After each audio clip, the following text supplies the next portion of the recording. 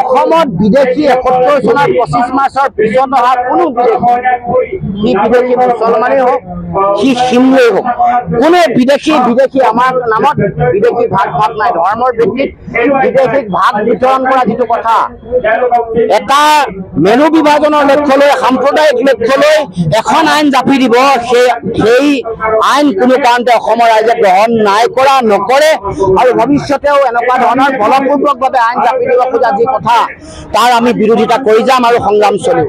দেখা যায় যে বিজেপিৰ ভিতৰত যিটো জাতীয়তাবাদী নেতা যিসকলে জাতীয়তাবাদৰ পৰা যোৱা সেইসকল নেতাক আপোনালোকে কি ক'ব তেওঁলোকতো এতিয়া নিৰ্লজ্জ হৈ তেওঁলোকে কাম কাজ কৰি আছে।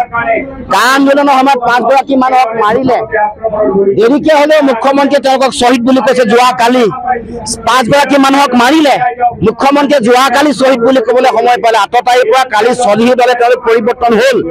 এতিয়া ৫গৰাকী শ্বহীদ হ'ল ৪৩ বছৰ বিদেশী গোটা ইতিমধ্যে দিছিলে এতিয়া ৫৩ বছৰ। যদি অকমানো লাজ আছে যিসকল জাতীয়তাবাদত আছিলে তেওঁলোকে বিদেশী সংগ ত্যাগ কৰি ওলাই আহক আৰু জাতীয় সংগ্ৰামত চামিল হওক আৰু অসমখনক বচাওক। অসমক ত্ৰিপুৰা দ্বিতীয় ত্ৰিপুৰা হ'বলৈ এৰি নিদিব।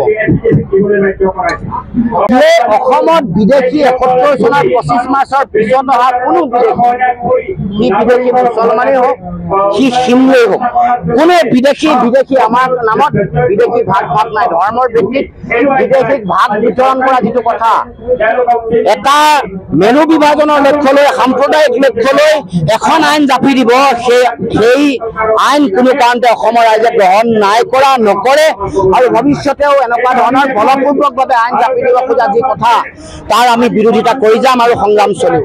দেখা যায় যে বিজেপিৰ ভিতৰত যিটো জাতীয়তাবাদী নেতা যিসকলে জাতীয়তাবাদৰ পৰা যোৱা সেইসকল নেতাক আপোনালোকে কি ক'ব তেওঁলোকতো এতিয়া নিৰ্লজ্জ হৈ তেওঁলোকে কাম কাজ কৰি আছে।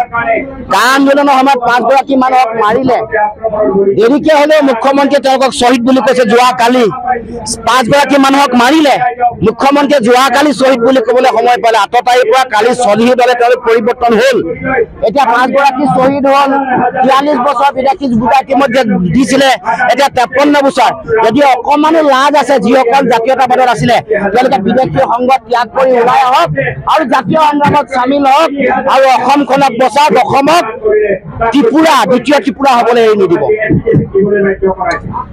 যিকোনো খবৰৰ বাবে যোগাযোগ কৰক 7099017330 লগতে 7099017110 নম্বৰত।